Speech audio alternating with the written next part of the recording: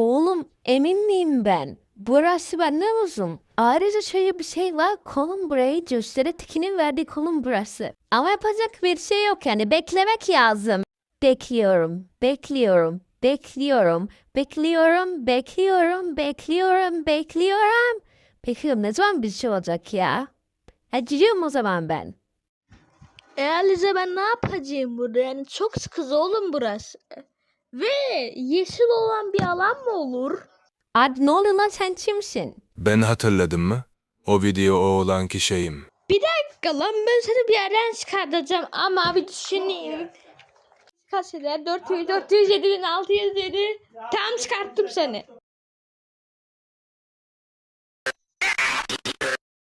Azı, şimdi sen gösteririm neymiş, iyi misin, iyi değil misin?